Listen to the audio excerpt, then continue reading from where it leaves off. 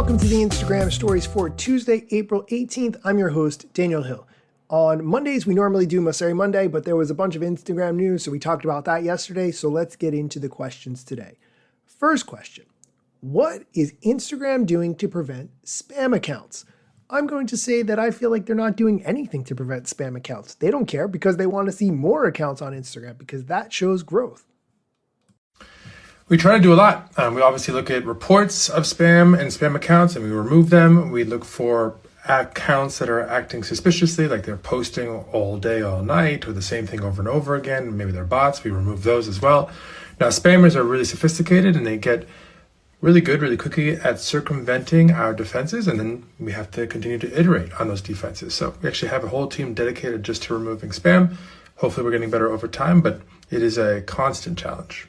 I'm going to say that I continue to think that the amount of spam bots you get either following you or commenting on your profile is directly related to the hashtags that you're using. And I recommend not using hashtags that have millions of posts. That's my opinion. That's been my experience. You may have another experience, but I'm willing to bet that if you have a lot of spam followers and comments on your post, that you're using hashtags with millions and millions of posts. Experiment. Report back. I'd love to know. Next question. Hacked again. That's not even a question. It just says hacked again with an angry emoji. You already know what he's going to say, which is not, we have a customer support person that you can talk to who will help you get your account back. They don't say that. They don't say that. If you've been hacked, no matter how it's happened, if you give your password to the wrong website or you have SIM hacked or whatever it might be, please go to instagram.com/hacked and we can help you recover your account. I mean, at least there's a website. That's better than what we had before. The next question. Why still no feature to see who unfollows so I can unfollow? This is a good question. I do know people who would either look through their Instagram followers regularly and notice who isn't following them anymore, which you have to have a small audience or really great memory to track that. Or alternatively, they would have an app that they would give permission to, I don't recommend, that would track this sort of thing. However, it's a dangerous game to do that, both psychologically and for your account if you're going to use a third-party app to do that, which again, I don't recommend. Here's his answer.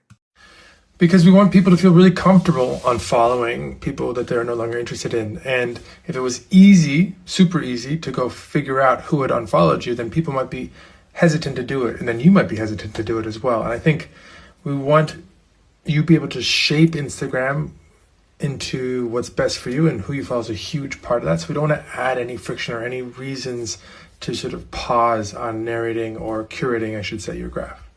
All right, we're going to take a quick break. When we come back, we're going to talk about Meta verified users being able to change your profile picture. Hint, you can't do that today. And how people are using notes. So stick around. This episode is brought to you by Michigan Economic Development Corporation. In Michigan, you can have both a rewarding career and a quality lifestyle, with plentiful career opportunities in world-changing, innovating industries, from electric vehicles to clean energy to biotech, with room for advancement no matter where you are in your career. Plus, Michigan offers a welcoming, beautiful, affordable, and inclusive community for all. Live your best life. You can in Michigan. Visit themichiganlife.org. And we're back. Next question. Are you going to allow verified users to change their profile picture? I wasn't aware that verified users couldn't change their profile picture. I knew that you couldn't change your name. I mean, that makes sense. If your name has to match your driver's license or your other governmental ID, you shouldn't be able to change that because then it wouldn't match your governmental ID anymore. Also, when hackers get control of your account, the first thing they do is always change the name. So that would make sense that that would be prevented. Here's his answer. Yes, we're looking into this. So we don't actually allow you, if you're verified, to switch your profile picture or your name, because the whole point is to verify your identity, and we don't want you to be duping anybody.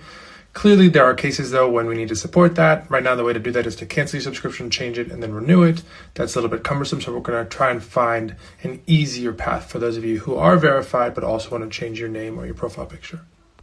Wow, they better fix that soon. I cannot imagine that it would be a good scenario where people have to cancel a subscription to do something as simple as change their profile picture, which I'm guessing people do fairly frequently. I don't do it all the time, but I do it sometimes.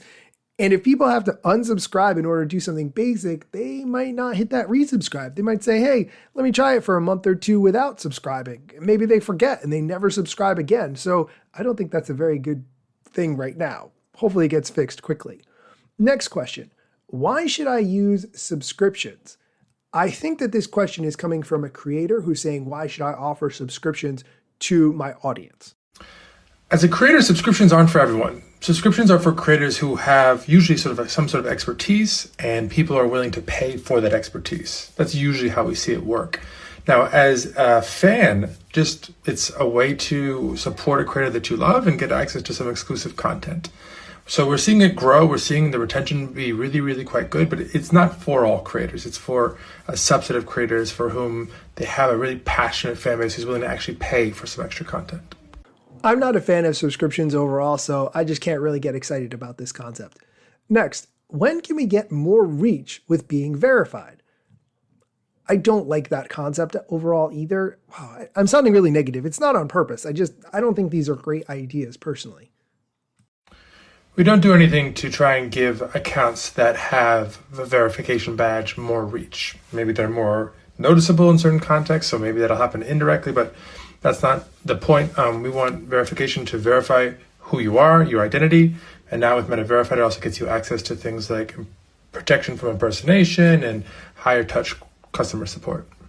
I should have given the context that when they first announced Meta Verified, it did include more reach, but that was subsequently removed from the offering. And the last question we're going to talk about today, what are people using Notes for? I'm really hoping he says dashboard confessional lyrics, but I don't think he's going to say that. We're seeing people use Notes for all sorts of things, just saying what they're up to, often saying where they are to their friends. We're seeing young people use it to sort of give a hint on who their crush is. It's been wild to see how quickly it's grown, particularly with teens. Out of all the people I follow, I only see one person using Notes consistently now. I don't know. Maybe it's just peaked. That's going to do it for today's episode. Thank you so much for listening. I really appreciate even when you listen, and I tend to be kind of negative. Maybe it's just today. Maybe it's these ideas that are coming out.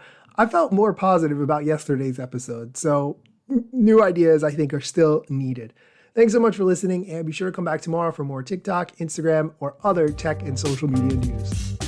Instagram news got you covered, sometimes even TikTok. Relevant platforms in the metaverse ahead of the wave. Without a break or a pit stop, still waiting for Zuckerberg to give me the big job. Pause. Use trademarks and logos with Insta's permission, of course. If you like the show and gain some good info, maybe leave a review. It's a type of applause. Just drop me a message if you want to collab. If you've got some good content or you want to run ads, at Daniel Hill Media is where I am. TikTok, Facebook and Instagram.